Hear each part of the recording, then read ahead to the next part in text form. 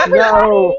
You No. made it through another hour of SPSM. We're so excited that you were here. Shout out to Carl Dunn, who was like, I'm going to get in early and say hello. Well, hello. Shout out to all the people who have been making social media events tirelessly for weeks. It is definitely catching up with me. I don't know how the Hollywood type people do all of these events and like stay glamorous, because I am not there with the feeling glamorous. And I have to tell you, we've had a ton of media events. And Bart, don't you have one coming up? And by the way, at Doc Foreman. Oh, and I'm at Bart Andrews. Yeah, media events. Yeah, I've got. So tomorrow it's huge. So I need SPSM's help. Myself, Sarah Burns, David Covington, Ursula Whiteside is here, Aiden Campbell. There's other folks that I apologize. Are they all at the bar and not at SPSM? Yeah. Come join you in your room. Let's see who brings you an ice bucket.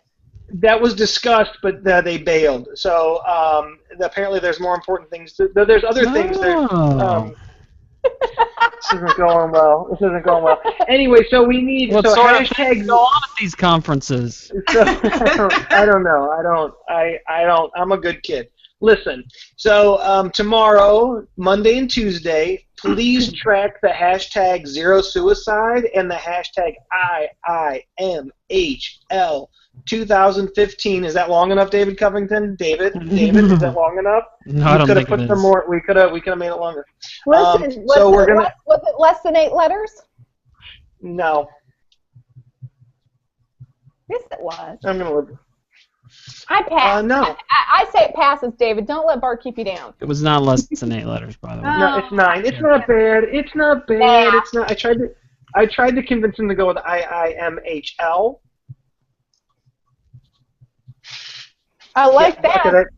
That went over really well. IIMHL 15. Well, why not just use the Zero Suicide tag that already exists? Because we want to use both. Because there's a group that's going to be on Zero Suicide. There's a group that's going to be on IIMHL. Yeah, split it up. Split it up for a good reason.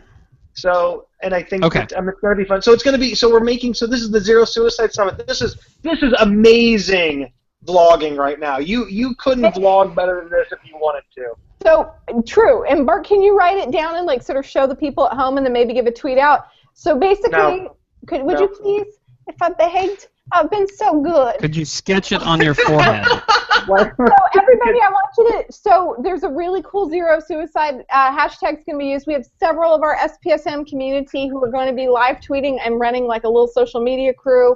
We're becoming this community. It just really, I think, spreads knowledge and infects people with skill. And so, of course, some of our favorite members of our community are there and tweeting. If you have a chance to retweet, help carry the hashtag, please do so in the next couple of days. Bart's do we have like a sign we can show everyone and then tweet out the link? I'm tweeting it out right now. All right, and then we have our tech manager, Mr. Tony Wood. Howdy, everybody. Howdy, everybody. How's it been, Tony Wood? Golly, it's been dandy. Golly, it's been dandy. And Tony, you have been helping do the tech for our fancy guest expert tonight. We did. We set up the tech for Susanne Ybarra, ladies and gentlemen.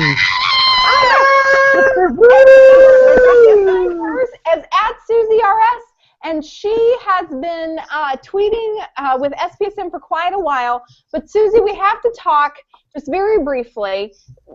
Before you tell people who you are, we have to talk about meeting at NatCon and so why you were here today. Because now I may have had some tequila. I don't remember. but tequila might have been consumed. Tell the people what was going on. No, we met at NatCon. It was actually really funny. Doc Foreman did the hiding behind HIPAA talk, and afterwards I went up and introduced myself. She's like, "Oh, you're the girl that's been doing all the tweeting. You're really fun." I totally dug you. Yeah, and so we kind of met, and all us, and by us I'm including Tony, and I never actually met Bart at NatCon, but Sarah Barnes and I'm forgetting Ann Baker-Schutte, Dr. Ann Baker-Schutte, and Absolutely. then Hank the Hat. Was Hank the Hat there? Yep. Hank the Marazzi? Hat. Yep, Hank was there, and we all just kind of tag-teamed each other and hung out, and then skipped the big, expensive dinner and went out and had margaritas instead. We did. We skipped the expensive dinner. We went to this really sketchy So sketchy.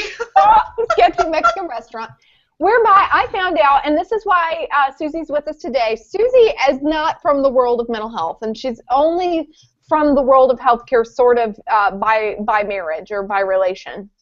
But in fact, she's actually from the world of media, and so she is here to help us not suck at it so badly. So Susie, tell people about your background. Well, I worked my way through news. Well, I started in Toledo. I did news for a few years here as a photojournalist, and then I moved out to Los Angeles and worked out there for a while in a promo house called Can Do Films. And then I moved back to Ohio to get married, and I started working at the Fox affiliate here as a photojournalist, and then the CBS affiliate as a photojournalist, and then I started at PBS, and I was at PBS for 7 years before in January, just before NACCON. Did you meet Big Bird? No, actually, I never met Big Bird. I did get to meet Super Y and That is cool. Wonder Red, some of the Word World people, Curious George, Cat in the Hat, but we actually never had any Sesame Street because they're very expensive to bring locally. So with the rates. Ask it. What is it? HBO's got them now? Yeah. I'm kind of not. It sounds like Big Bird's gonna get a little seedy. See what I did there? See what I did?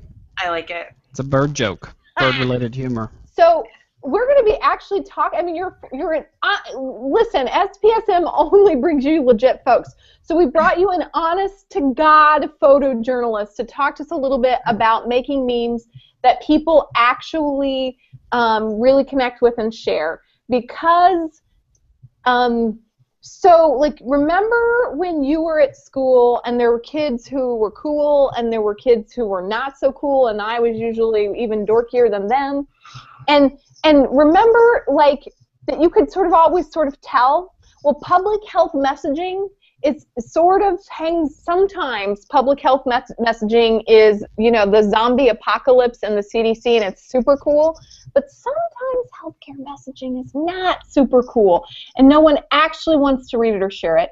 And what I liked about Susie, and the reason that I was so excited when she came up to see me after the presentation, was she was tweeting out stuff that was, like, catchy. And so we're here to talk about doing catchy memes. Now, the good news is, Susie, I brought you a pupil. We have SPSM has their own resident ne'er-do-well, Dr. Bart Andrews. There we go. Let's put him on. What am I a ne'er-do-well at exactly? What aren't you? When you say ne'er-do-well, what? I feel like you should put that on your business card. Ne'er-do-well? Cranky grandpa, ne'er-do-well, and psychologist. Cranky grandpa. Thanks. Okay, I am. So, but I'm excited about the meme stuff because how we best can use visual images in a way to get our message out, I think is really, really important. And we've experimented, and I think major props to Doc Foreman because we did a show on memes, last December? Was that? Yeah, we do it every December. Yeah. So, and I fell in love with memes. I love memes. Some of my memes are okay, some fall flat, but I want to learn more, so teach us. Susie, teach us. So, yeah, like, tell us a little bit about, like, how you, like, because you also make some really poignant ones that are, like, really, like, easy to emotionally connect with, or I don't know how to say pretty. I know how to do dorky or funny or dirty. I'm really good at dirty. But, like, how do you do things that are poignant? I think that I'm very blessed that I work with two really great graphic artists that I'm currently working in behavioral healthcare, which is why I went to NACCON, but I started in January, so that's why I'm sort of in healthcare now. Sort of in healthcare a few months, but mostly photojournalism. Yes, mostly media is my background. But I think it's just learning the tools and trying to manipulate the tools. So right now, I think that Canva, it's if you go to canva.com, or I actually use PicMonkey to make almost all of my stuff that I make, and those are free tools. Canva, if you use some of their images and stuff, it can cost. But okay, can I get you to spell that, or can we get a link, because I will not know what that is. That's PICMONKEY. .com. Let me Oh my God, you did it! Hold on, let me see. I can go to. For us, folks. Well, I was gonna show you. See, these are the types of images that I make. So, like, I made this in PicMonkey. This was about prevention and not using scare for drug and alcohol prevention. I saw that. And then this was the one I made for World Suicide Day. I had one of our clinicians talk about it. And then this was for Grandparents' Day, how to talk to your grandkids. I made this one, and I think that one of the things, this one's really great. I just want to point out, whenever you're writing a statistic, always put where you got it. So like the CDC.gov, vital signs, opioid, always kind of put that in little so that people know it's legit. Beautiful. But what if I make them up? Well, just put the link in there anyway to CDC. Right. No, because it's not hyperlinked. They'd have to type it out. They're not going to. They're not going to do that. But let me show you PicMonkey. Let me get there. Look at oh, okay, guys. While she's doing that, do you see why I invited her on? These are legit because she's grown up and this is her actual job. You guys are totally gonna see my. I pulled the screen share away, so you're in better shape. Okay.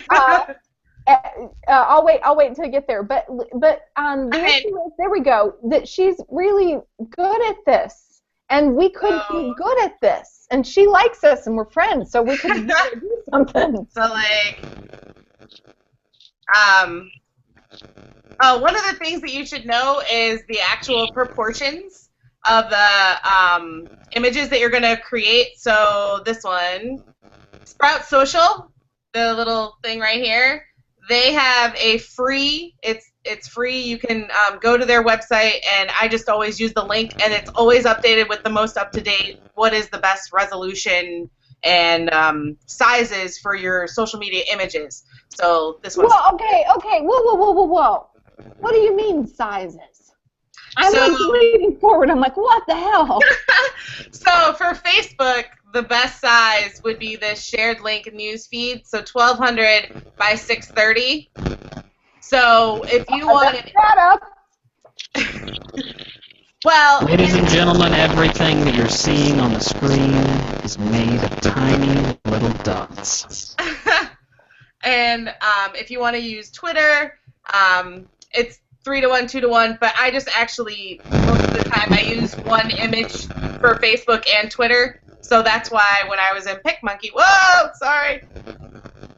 Those ratios are known as aspect ratios, and you can Google that, and I'll tweet it out. Yes, so that's how, so I set my canvas when I'm ready, and then I go in and I add stuff, but, so yeah, that is how I do what I do-ish.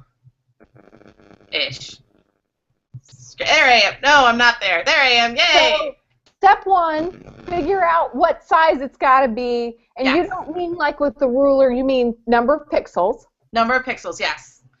And then I think you have to know your audience. So you have to know what you want your person to do. Do you want them to share it? So if it's just being shared, it can be a quote or a meme or something funny or something like that. If you want them to click through, you have to try to connect with your audience to make them click, like that 6 ways to talk about suicide, or I can't think of any of my other ones off the top of my head, but the you have to try and figure out a way to get them to want to click through. And so that would be a different kind of a photo versus like a meme, which is funny, which is shareable, and things like that. So like there's a difference between sharing like something that's funny and something that is for content. So something that you're sharing for content, where it's like maybe a statistic or an article or something like that that you wrote, you would want it to be a little more professional. You would definitely want to brand it. And if you don't have your own logo, You could always brand it with like a hashtag. So if it was something that you guys created, like you or Bart, maybe you were author, authored an article, and or you were in a newspaper article or something. His Twitter tag or whatever on a pocket square. No, I'm serious. That would be cool as shit. I love that idea. I love it. On a pocket square? Yeah, like I wish we could get like a little you know what's funny like is a Ponzi pocket square and then at Bart Andrews and like a squirrel monogram. Oh, while we're talking, I'm gonna look. There is one of the places I go. You know what? Let me actually share this so that you guys can see while I do it. One of the places that I go is I get free images. So you always want to.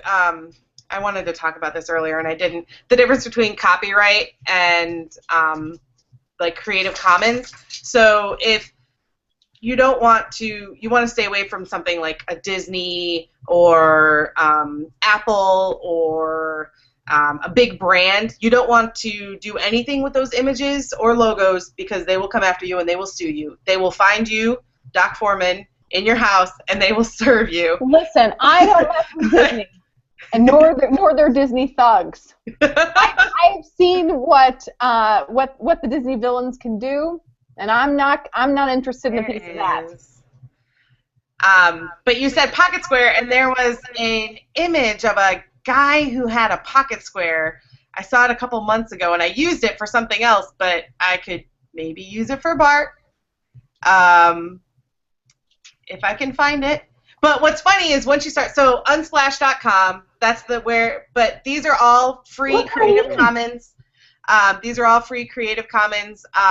Every 10 days they put up high resolution photos. You can use them any way you want. You can do whatever you want to them, manipulate them, whatever. And so what's funny is once you start using these sites. We want you to manipulate them. Sorry. Yes.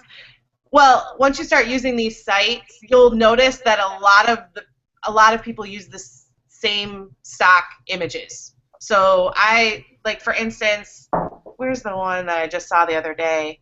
I've seen this one a lot lately. I have seen this one. Someone used this one.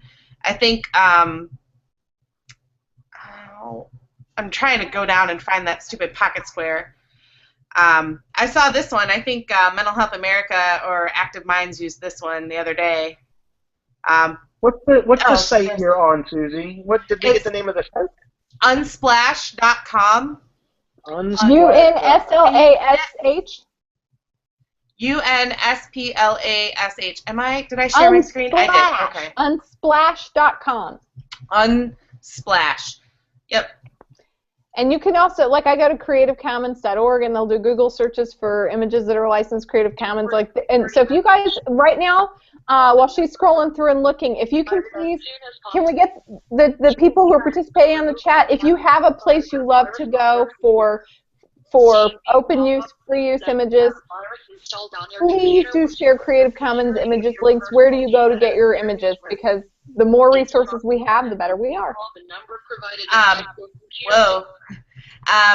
One of the other places I go a lot is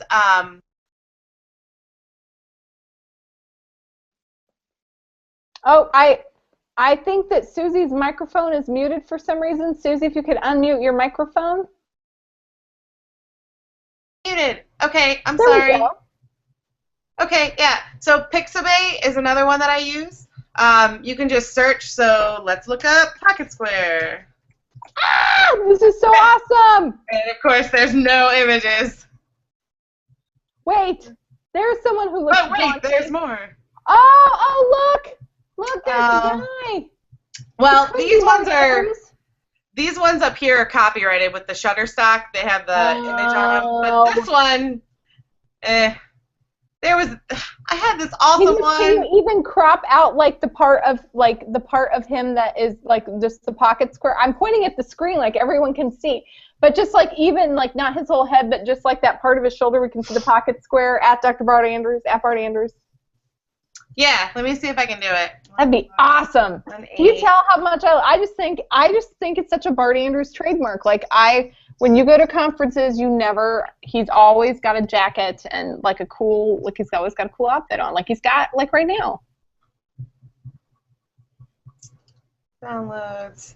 Hopefully there's no porn in there that people can see. Listen. What is that thing called? Suit.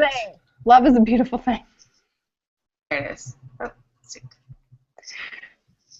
That's awesome. Love is a beautiful thing. Yes. I'm hurrying. I'm trying to hurry while I'm making Don't hurry. Listen, there he is. Like, I keep wanting to touch the screen to do things to it because I'm so excited. Look. Like, what a great, like, if you could even just get, like, the edge of his jaw, like, because he's got those scruff, like, Bart Andrews a little bit going on. So something, yeah! A little bit, let me go a little bit bigger. Let me try a little bit bigger. So something like that? Well, I think, like, if you can include, like, if you can crop, like, some of the jaw in, like, 'cause then it'll sort of have a nice shape. I don't know. I feel like it would have a nice shape. Yeah. And then, like, I keep pointing, like, you can see, you can't see. Like, then you've got all this wonderful sort of space. It looks sort of frame putting something in there. So, and what's great about PicMonkey is they have a lot of fun, maybe if they show up, texts that you can use. I want to go to this. This looks awesome. So, if I could do that without wrecking my streaming, I would. You can go, like, so Shadows into Light is a good one. We'll add text. It's like at Bart Andrews. I don't remember. Oh, that does not look right. No, never mind. That is too feminine. We don't judge. Let's see. Do you have something like very jaunty and formal and fancy and saucy? There we go. Tall, dark, and handsome. Oh my gosh! So let me make that like 75. Put it on the pocket square. I don't know where you want it. I don't know. Where do you think it looks good? You're the photojournalist, not me. Oh, cute. Is that your handle? I feel bad because I can't remember. Yes, that looks so cool. But then, like, then you could do, like, SPSM with at Dr. Bart Andrews. Yep. And so then you've got, like, a... Oh, my gosh, this is so cool. I feel like we're almost as hip as Saturday Night Live when back in the 90s. Oh, I love it. And then you can do something like that. And then you can also fade it a little bit. So, like, there's your watermark. Like, and then you can say something like, maybe like, join me on Sundays from 10, or at 10. Oh, no, it's not at 10. Just at 10 p. Eastern, just or Bart Central, but at 10 p. Eastern. Like, I just put 10 p. ET. 10 little p, big ET is the easy way to do that. 10 p. Wait, 10 p. Capital E, capital T. Oh, this is, again, way too feminine. What about this one? Now, why? So fonts have gender? No, I just think, to me, it looks a little feminine. That's all. Got it. I don't know. That is so cool. Let me see franchise. There we go. Let's do that. Look how cool that is. I'm like leaning forward because I'm like into the screen, and I apologize to folks who are watching. Merp. I lost my. That's the only bad thing about PicMonkey. Does it have a backward, like a back arrow? No, I just have to move it off, and then it'll come back. Use more file site a ton for free images. Very good, Chris Maxwell. That is so cool. I'm going to take just a second to get to your Twitter feed. This is not. That's too big. Let's go. Oh, look. Sarah Stark and Whiteside are on their way up, Bart. I like this. This is starting to be a little Benny Hill, like, right? Like, I'll be, like, they'll start coming in the room and they'll, like, run around. I don't know why I know the Benny Hill music. Benny Hill rocks. Are you kidding? I loved it when I was a kid, and I didn't get any of the jokes. Oh my I don't know what was wrong with me. Oh, well. That's surprising given your awareness of certain items available on Amazon that you didn't get the Benny Hill jokes. Well, everything's available on Amazon. What I liked was Coach Charlotte, who was like, oh, and she like immediately had like a wholesale supplier and a markup, and I was like, respect. That was pretty impressive. You have to hang out on the SPSM chat room. We're not talking about that shizzle. There we go. Look, it's back. Look. Ta-da! I love that so There you go. Ooh, nice. Yeah, and then you just hit save, and you save it, and you go on with your next thing. Oh my gosh, that is really cool. So, What I do. Yeah. That's really cool. I like PicMonkey because I have no formal training in Photoshop, and so it works better for me because I am not a Photoshop person. But I have friends that use Photoshop, and it's much easier for them if you know Photoshop. Photoshop way easier to use than PicMonkey apparently, but PicMonkey is easy for me because I'm not Photoshop inclined. So let's be clear, you just have to find a tool that's easy for you. Yes. And you need to find a place for free stock images that are Creative Commons licenses. Okay. I wish, Shy sort of wishes that we could all be so talented. And let me tell you, I wish I could be talented too. But the good news is that some of this is not talent. Some of this is just skill and practice. Oh, that's true. Twirl and swirl. The impact is definitely what you must use for memes. Like, don't ever use any other font than that for memes. Why? What is that? Because just the look of a meme is impact. It's that big, impactful. Wow, I'm sorry. It's that big, impactful font, and that's what kind of makes it look like a meme. Is that big, blocky white font, and so if you used a different font and you were trying to do a meme, I don't think it would look the right. Not working. But so let's be really clear, folks. So memes, like a lot of things, the internet has been around not very long, but even still, it already has niceties and sort of a style guide. And part of the informal style guide of the internet is that you use the impact font for memes. When you use other things, they just won't read as memes. They will seem sort of off, like putting carob chips in a chocolate chip cookie. They would be like, that's not chocolate chip. What? They won't. My mom did that to me. There goes some Doc Corman childhood right there. Real. But dropping some real on you. But it's like it's like when you do a weird substitution that's not right. So some of these graphic and visual niceties have unspoken rules. Yes. Yeah. And the other unspoken rule is that the meme that you use, you have to use it correctly. So I went in and found this meme today, maybe. What do you mean by use it correctly? So this meme it's from Office Space, and they're not using this meme correctly. So whoever made this says it's weird, it's a Tuesday, but it totally feels like a Monday. How you should use it is, if you could go ahead. Now I'm totally blanking on what this meme is. I'm blanking on what the meme is. Tony, do you know what this one is? I'm blanking on it and I was using it as an example. Using Success Kid for a success. If you could go ahead, okay, that one. Yeah. Yeah, the one with this boss guy. You could go ahead and come in. Yeah, that's right. Yeah. You could go ahead and come in on Monday or whatever. Yeah, I had a brain fart on what the actual usage of this meme. Yeah, that'd be great. That's what this meme is. That'd be great. If you could do that, that'd be great. Yes, that's what that meme is. That'd be great. Which is when you're really because the subtext of that is from the movie Office Space, where he's like, if you could just follow the rules or I'll fire you. Like, and it's like this real, it's like an understatement. Like, if you could just do that, that'd be nice. Which is always meant, it implies sort of an understatement of a very serious, like, do what you're supposed to do. Mm-hmm. Right? Yeah. Or what, go ahead. not what you're supposed, yes, what you're supposed to do, but you could also do it as a, this is what we want you to do, but you don't actually want to do it. So, like, in the instance of, like, if you could go ahead and reduce the number of suicides in America, that'd be great. You know what I mean? So, like, in, you know. Okay. So you could use it in a punny way like that, too. But not, like, if you could make me some coffee, that'd be great. Yeah, I know.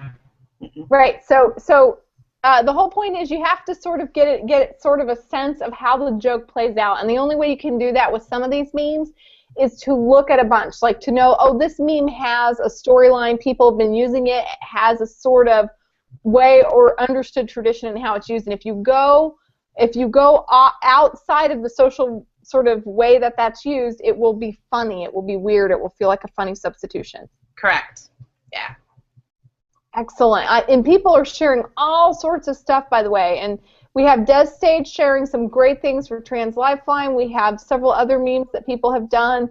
Laurel, Twirl and Swirl, showing that she often uses her own images. I like that. And we talked about doing that with Meme Generator. So we did some with, and I don't know, we weren't I use them for Project Clearance, right? No, but I actually use a Meme Generator. I have one on my phone. I could try. Bart has them on the phone too, and he's like, it's so easy. And I'm like, but your phone's not a computer. I don't remember. I think it's called Meme something. Make a meme. I don't know if you can Bart, see it. is that what you use? That one. I've got, okay, this is sad. I've got 6 different meme apps on my phone. What? I got 6 different apps. And then you because, just like. Yeah, so some of them, like the one she's showing, I like that one because that one gives you the template for the meme. Exactly. So you can actually kind of because there's so many memes you don't really know what they're for. But like some of the memes, like I use Meme Generator and the advanced version of Meme Generator because it lets me play around with the font and it lets me make my own meme so I can put my face or your face and put it on the background. So that is how you've been doing it. Yeah, so I use different apps. So I use different, and there's one meme app I use that lets me layer memes on top of each other. So I'll do memes in one and move them into another for different things and different purposes. Will you introduce your room guests to us so it's Yeah, not they're going to come up? So I've got iPad, a computer that has a virus. I went to unsplash.com and downloaded a virus, and then my phone keeps falling. So Ursula and Sarah, the folks want to see you. Hey, we've got guests, kids. Oh, hey! It's Whiteside and Stark. How are you guys doing? They can't hear you. Why not? Because I'm on a headset. So if they want to... I couldn't say anything I want right now. Hello. Hello. Oh my God. Say hi to all the people SPSM were memeing. Stark, you've been doing a few memes. Hello. #SPSM. Sorry to miss you all tonight. This is the night that I should have been on chat, although Ursula and I and some other folks just had dessert. So apologies for our lateness. Here's Ursula. So I would like to point out that they totally bailed and went to the bar and had dessert. Yeah, but we brought you pictures, so oh my God! Tweet out the pictures. Are they good pictures? Not nudie pictures like last time? No, just a big tweet. We're echoing. It's nice to see you. It's leave-in conditioner. It's leave-in conditioner. It's not gel. I want to be very clear about this for the record. We're so classy. So Susie, let's back to Susie. So Susie. Yes. It's not leave-in conditioner. It's a meme generator on your phone. It's a meme generator on your phone, yeah. So I use Make a Meme Plus is the one I use for most of my memes, but then I also have Meme-O-Matic, which is this one over here. But I rarely use that one because most of the memes that I want are in this one, as you can see. They have a lot. I think I might have paid 99 cents to upgrade, and it gave me like 20 bazillion more memes. But what also is great about this one is that I can make my own, I can upload my own photos. So for instance, choose from my library. Hold on, let me find one. So for those who can't afford Photoshop, someone's saying GIMP is a nice free alternative. Do you know what that is? GIMP? I have never heard of GIMP. I will have to look up GIMP. I don't know GIMP. Thank you, Chris Maxwell. Thank you. Yeah, no, I don't use that. Typically, from what Canva and PicMonkey are my wheelhouse. So those are the ones that I use because they're easy for me. But actually, Canva sometimes can be hard for me. So like 90% of the stuff that I make is all in PicMonkey because that's easy for me. So Canva can be really hard. Canva's got a lot of complexity into it, and It does. sometimes it does, and it gets really complicated. And you start messing you mess with one thing, that's And then another everything. little piece. So Canva's really cool. You know who's really good with Canva's? Zinger. So Jonathan Singer does some really good stuff with Canva. Cool. I get a lot of inspiration from Canva, and then I do it in PicMonkey. Like I made one the other week about like back to school stress, and I actually got that from Canva, and then it wouldn't align right for me, so I had to just redo it in PicMonkey. Yeah. Someone's saying, run like heck if you see a watermarked image. What's a watermarked image? Yeah, a watermarked image is when someone puts their logo or it's a watermark. It's like a logo or a hashtag or something like that. So I guess I wouldn't reuse that image. I would create an image similar to that. So there's a Christian singer, Toby Mac. He does a lot of inspirational quotes and stuff. I save those on my phone, and then I'll go in and see if one might apply for something that I'm using, and then I'll just remake from that quote or from whatever he made. I'll go in and kind of rejudge and make a new one using the quote that he used. But his all have like, I think it's like hashtag I speak life or something like that. So I just don't speak life. I make my own. Very, very clear thing that you say, which is that if somebody has a quote that you really like, but you don't want to steal their image, you can still make your own. Mm-hmm. You can still do something really similar using free stock photography, the same kinds of quotes, your own hashtags, the same. Like you can just sort of recreate with the appropriate things, stuff that other people do. Like you don't have to invent the wheel. So let's say you aren't naturally talented at that stuff, and you're not if you're not at Bart Andrews, you're just gonna have to copy at Bart Andrews. Well, you can copy, but I would also make sure that it's not exactly the same because nobody owns somebody else's quote, so I don't feel bad about if I see some that Helen Keller said something awesome that I want to requote that I saw somewhere else. I don't feel bad about remaking it with my own image. But if April Foreman said something and then you said it, I would probably really try to make it look a lot different from how you made it on your site than how I would make it.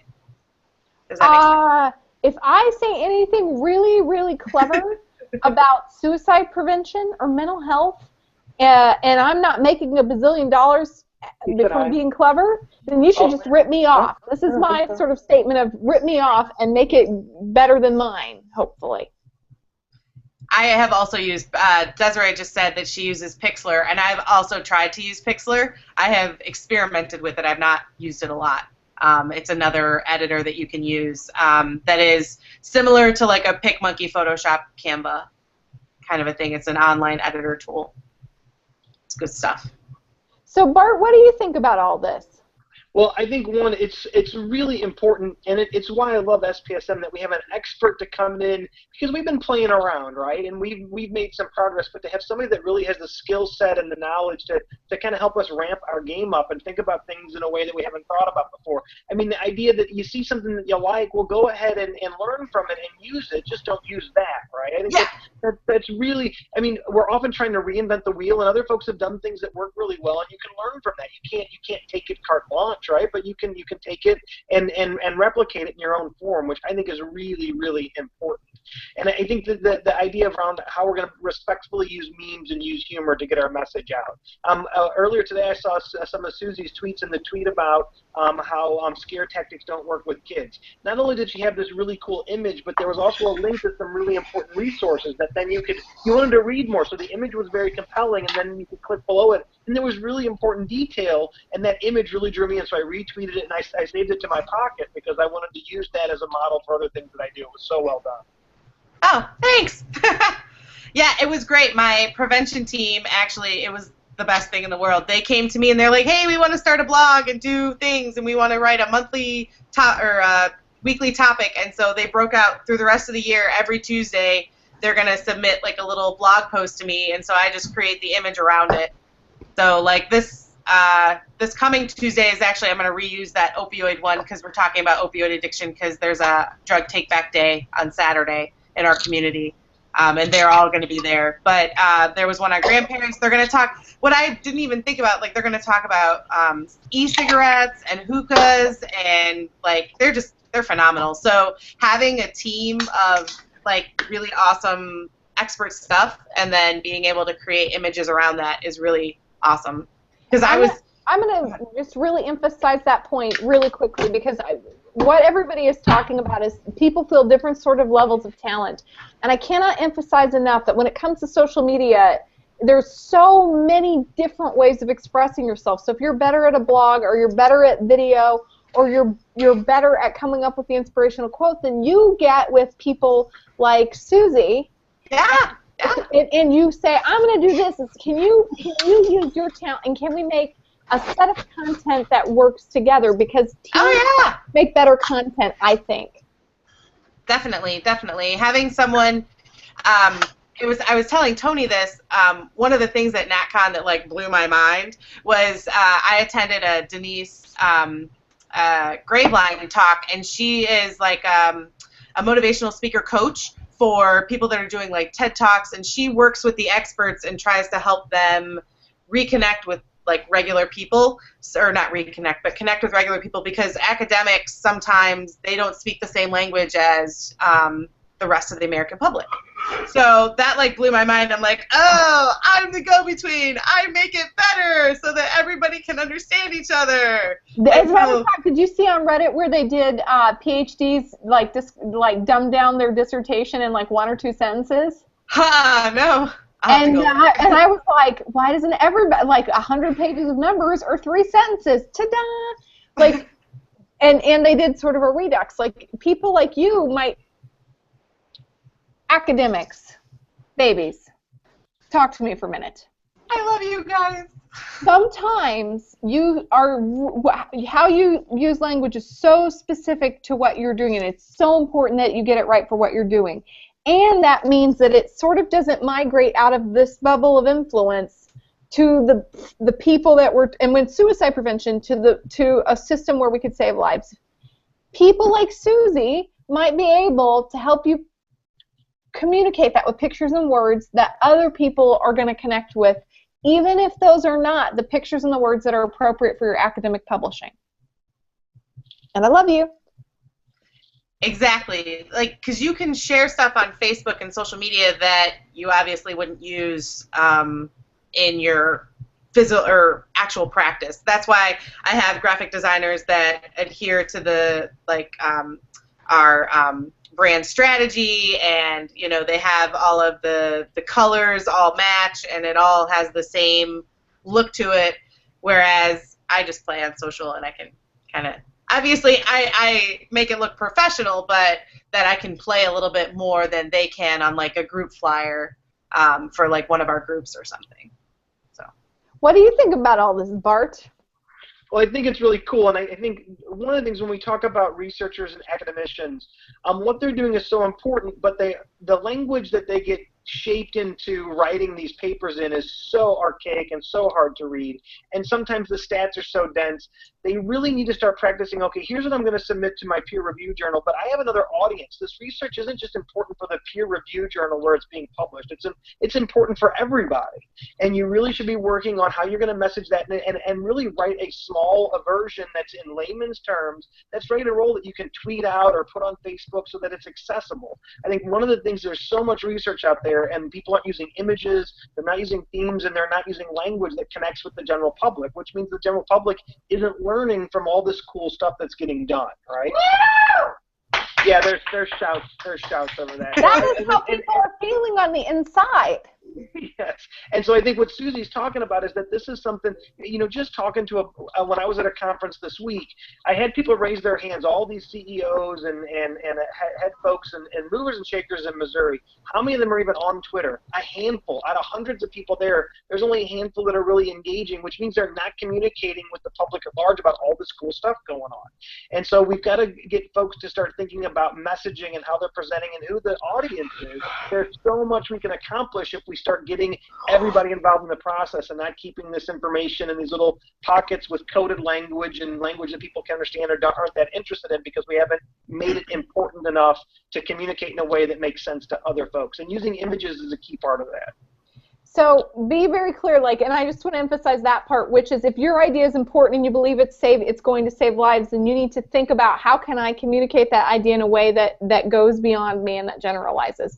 Because your idea really is important, so we have to figure out how to have it migrate. Susie, there was a comment that I would love for you to respond to, which is that sometimes humor helps people connect, but sometimes it separates people. It can be used to hurt, offend, or discriminate.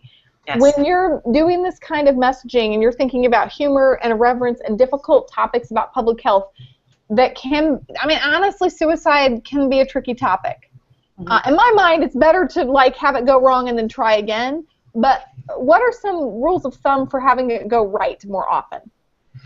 For me, I try, especially with suicide, I try not to be humorous, but that's just because I'm talking for my brand, so I don't want to offend anyone. So when I'm myself, I could be more humorous and use a meme, but when I'm talking as my brand, I don't think I've ever used a meme on our brand's Twitter or our brand's Facebook. Just that's not who Harbor is. That's not who they want to be. But myself, obviously, I've used memes, on SPSM and things like that. So I think that you have to know who you're speaking for. So if you're speaking for yourself and you're okay with people being a little bit maybe you shouldn't say something like that, and it kind of rolls off your skin, then use a meme and be funny in a way that may connect with some people, but just know that it might, I'm talking in a circle, but might disconnect with someone else. So, and I'm going to say, as a person who often says things that people aren't sure if it's okay or not, because some people say sometimes listening to you speak is like watching someone on a tightrope, you're really certain they're going to fall off and you're not sure why they don't, that you really need to think about. Number one, if you make a mistake, if you make a misstep and it really is offensive, then you say, that was too much, that was over the line, I'm sorry. Also, sometimes it's okay if you go too far. The people that you think, I might offend so-and-so, and you think, well, if I offend them, what's the worst that can happen? And sometimes I think they're probably going to be offended, and that is a great opportunity for them to say something and for us to have a conversation. So it could be that having a serious conversation or just being direct about suicide may get somebody really, really upset. And then I go, I did say that, and I'm glad you're upset. Anger is engagement, but I actually don't agree with you. But that's okay. Why don't we say this together so people can hear both sides? And both ways of looking at it might be good to share. And so I think, well, how can I invite the other side to say, I don't agree with that, and here's why. Because the great thing about social media is you have the mechanics to have as many attempts at a message as you want. Yeah, you can have a conversation. And it's okay if you never agree and if they never become unoffended. The polite thing to do is then say, would you like to be offended and tell my audience why you disagree? Yeah. Which is fair. Now, Harbor can't do that, but as individuals, many of us can. Yeah, right? because didn't Bart do that at NatCon? He got into it with, was it the Asylum guy? Didn't you get into it with somebody? No, Bart and I got into it. Oh, you and Bart got into it.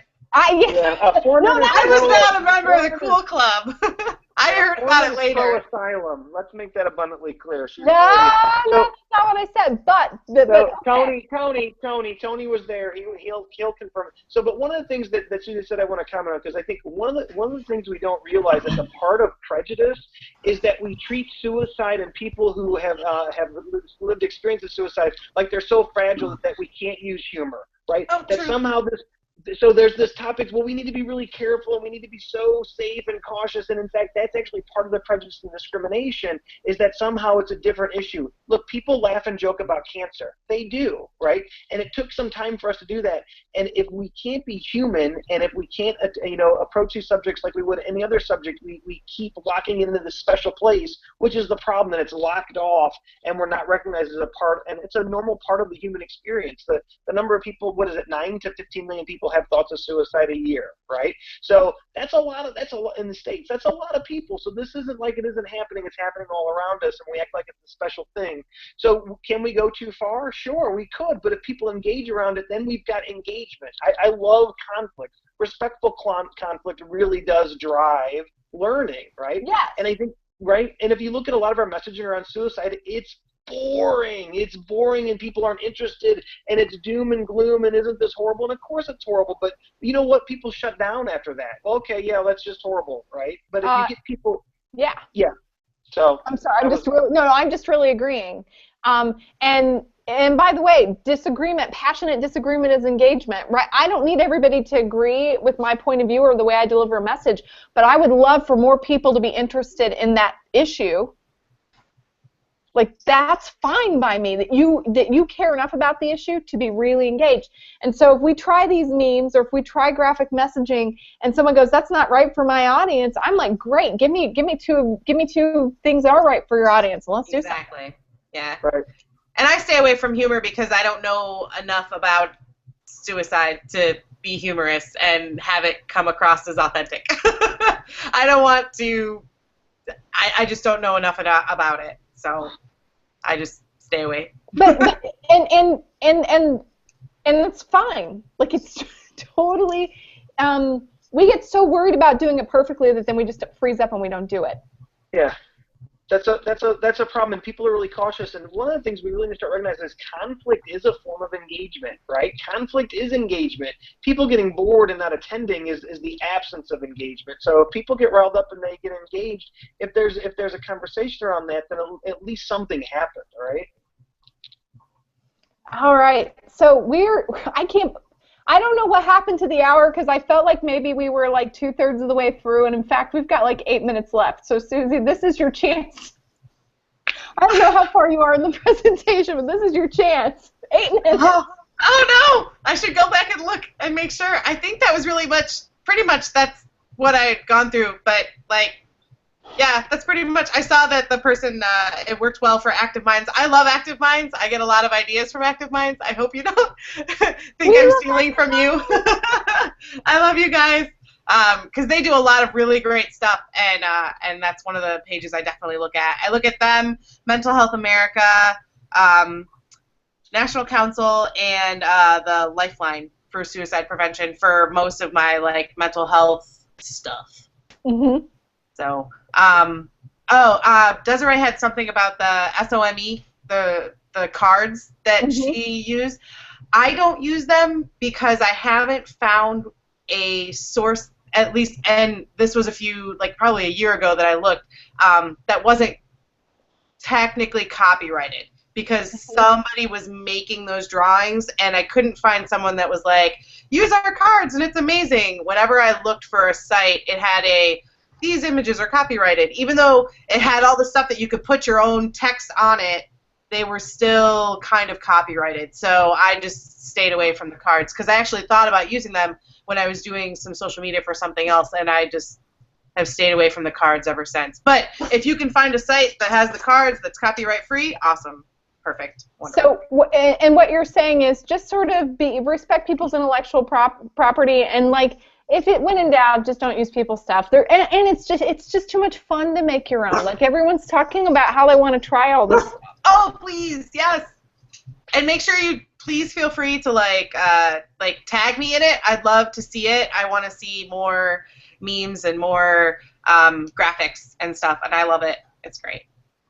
And we're hitting the last few minutes. I want to thank everyone. We're going to get into final thoughts here in a minute, but I want to thank everyone. A lot of you tweeted out some of our really memorable memes.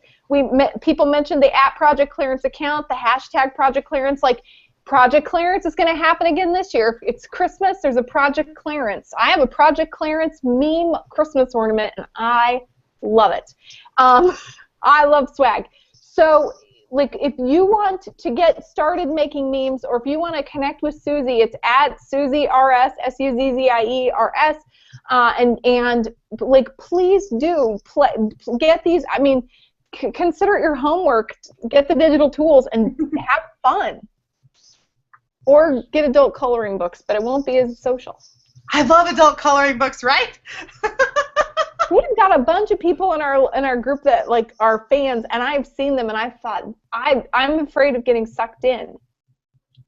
By the adult coloring books? Yeah. Apparently it's all the rage now, is the adult coloring books. Bart, what are you noticing on the feed? I know you're managing like a lot of stuff. Well, so one of the things is that, the people have been putting out the most amazing images. Des, a big shout out to Desiree L. State. She's just phenomenal. She does great work with images. So Sarah Knox just posted what looks to me like a PET scan of her brain tumor, and is, making light of her own fight with cancer, and pointing out that, hey, we laugh about this stuff because we care, and because that's a genuine human emotion. And I think that's one of the things that's so important, is that we're able to be human, we're able to talk about this, we're able to be human about these issues, and humor is part of being human. And I love Susie's fantastic, and I want to give a shout out to our fellow Doctor Who fans out there. I know there were Doctor Who parties all over the place. And please, if you're following Zero Suicide hashtag tomorrow, and retweet. For those mental health professionals out there, retweeting is good. Save the fave for your mama and retweet your friends. Say that again and explain that. Save the fave for your mama and retweet your friends. Look, a fave is nice. A fave lets you know and the person know that what you saw you like. That's great. Thank you. Warm and fuzzies. But nobody else gets to see that you did that. If you really want to get the message out there, and you don't have to agree with something to retweet it. That's another thing. It's a good thing to retweet things you don't agree with. It gets dialogue going. So find the retweet button on your screen, and when you see something that has Zero Suicide hashtag, retweet the hell out of it. That would be awesome, particularly the next couple of days. And just retweet folks in general, and use the list. Tony sent out this Disrupt Suicide list where all the SPSMers are on there. Use the list. Retweet people on the list. It's the only way we can get our message out there, is if you retweet. That means the message spreads. Faving doesn't spread anything. A little bit of love, nice, great, but save it for your mama. That's what I'm saying. That sounds creepy and incestuous. If you take it that way, that's odd. I wasn't going there with it. So here's what I want to tell you guys about our Twitter analytics as we're getting into final thoughts. Then I'm going to pitch it to you, Susie, because we've got like 2 minutes left. SPSM our core sort of members of our community are getting more skillful with social media. That's why they're on other conferences teams. That's why they're getting invited to other events. That's why their content gets a bigger platform. And what has happened as a result is we have a really consistent audience, and because you are all retweeting tweets from the chat that really resonate with you and sort of being on the generous side, you really amplify SPSM chat sort of reach. Your audience, your interest in your audience amplifies messages that are important to you, and the retweet is the way that you do that. And so create content that other people want to retweet. Like, that's part of good social media, is value added. Do something that will be enjoyable for others, especially about suicide prevention. It's vitally important. Susie, final thoughts. Just remember the 3 things that people always want to know. The things they want to know, the things they need to know, and the things that are fun. And that will help you share. It's the 3 things that people want are the things they need to know, the things they want to know, and the things that are fun. And Need that to know, want to know, and things that are fun. Yes, and that will help you share. So when you're looking at your projects and you're thinking about how you're going to market it, I say market, but how you're going to share it or put it on social, Marketing. is it something? No money. We're marketing. Okay. Is it something that people need to know? Is it something that people are going to want to know, or is it going to be fun? And it has. I say it has, but for me, it goes in one of those three categories when I'm making my graphics. So keep those three things in the back of your mind. You'll do awesome.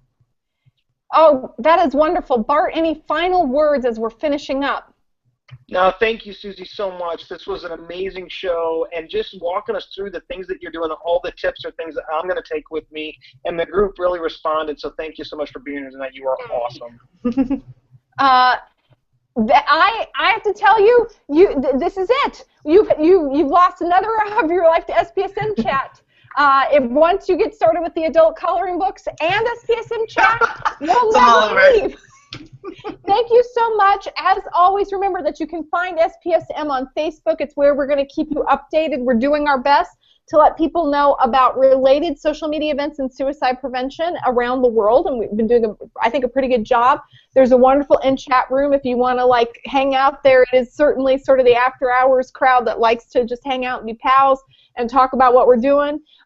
Follow us on Twitter. Keep us connected during the week using the hashtag. As always, if you have a great idea for a chat, I'm at Doc Foreman. Facebook me, message me. Because otherwise, I have to find you in shady Mexican restaurants in Orlando. It's so true. Yeah, it's funny because it's true. It's so true. We are so glad that you joined us. Thank you so much, Susie. Thank you, Tony, for keeping all the tech rolling. Thank you, Bart, for being better at memes. And so many things, Bart, for being funny consistently. You've done so much just by being who you are, and I cannot say that enough. Everybody have a great week. Hang out with Bart and with Stark and with Whiteside the next couple of days. They're going to be tearing it up. Take care. Nice.